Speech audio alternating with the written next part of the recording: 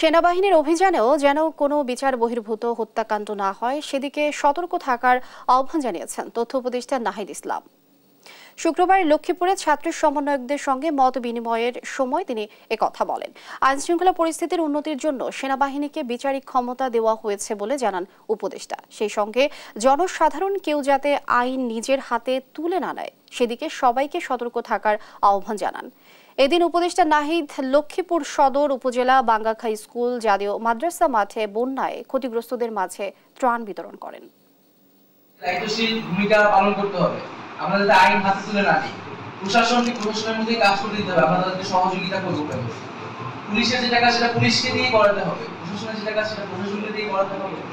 এই বিষয়টা আমরা যাতে সতর্ক থাকি। আর এটা হচ্ছে আইন শৃঙ্খলা দ্রুত ফিরিয়ে আনার জন্য সেনাবাহিনীকে ম্যাজিস্ট্রেসি ক্ষমতা দেওয়া হয়েছে। আমরা আশা করব তারাও অতি দক্ষতার সাথে এই ক্ষমতাটি প্রয়োগ করবেন এবং যৌথ বাহিনীর যে অভিযানগুলো রয়েছে সেখানে যাতে বিচার বহির্ভূত হত্যাকাণ্ডটি না হয় সেই সতর্কতা যাতে আমরা অবলম্বন করি।